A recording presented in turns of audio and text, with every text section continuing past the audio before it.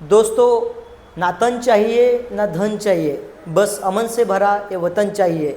जब तक जिंदा हूँ रहूँगा और जीऊँगा इस मातृभूमि के लिए, और जब मरूँ तो तिरंगा कफन चाहिए। ऐसे बोला जाता है कि ये देश एक डाइवर्स देश है। ये भारत एक बहुत बड़ी डाइवर्स विविधता वाला देश है, और इसी देश में बहुत बड़ी यूनिटी भी है। ऐसे कहा जाता है कि इस देश का कॉन्स्टिट्यूशन, इस देश का संविधान सबसे बड़ा संविधान है, सबसे लेंदी संविधान है, सबसे लेंदी कॉन्स्टिट्यूशन है। इसके पीछे क्या कारण है? इस देश में इतनी डाइवर्सिटी होके भी सब लोग एक कैसे रहते हैं? ये सबसे बड़ा क्वेश्चन पूरी दुनिया के लिए अभी भी है। इस देश में बहुत सारी ऐसे कुछ सीक्रेट्स हैं जो हमें पता नहीं है। इस देश की सबसे बड़ी संस्कृति है, इस देश के सबसे बड़ा इतिहास है, और इसी देश का सबसे बड़ा ज्योग्राफी है। ज्योग्राफिकली ये देश बहुत डाइवर्स है। ऊपर देखा जाए तो हिमालय है, बहुत ठंडा है। नीचे जब हम जाते हैं तो हमें 3 ओशंस मिलते हैं। इंडियन ओशन है, अरेबियन सी है, एंड बे ऑफ बंगाल मिलता है। इस देश का कल्चर बहुत डाइवर्स है।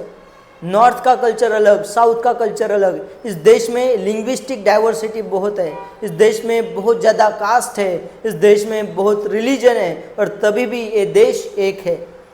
तो चलो आइए समझते हैं भारत क्या चीज़ है, इंडिया क्या चीज़ है, ये देश कैसा देश है।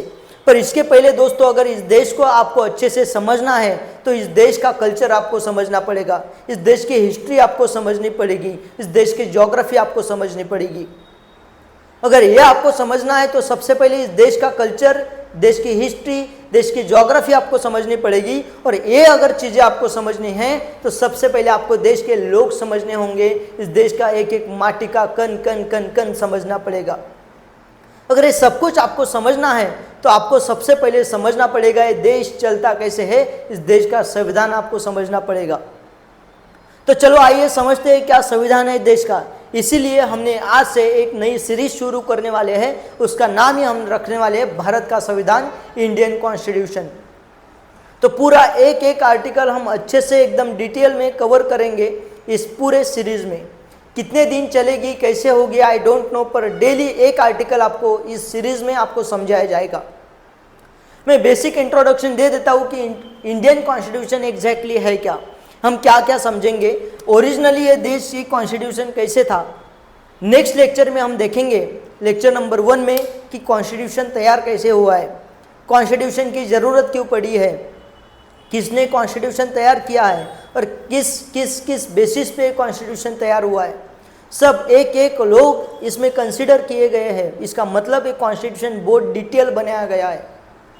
जब हम ओरिजिनली देखते हैं तो इस कॉन्स्टिट्यूशन में 395 मतलब 3 से 95 आर्टिकल्स थे।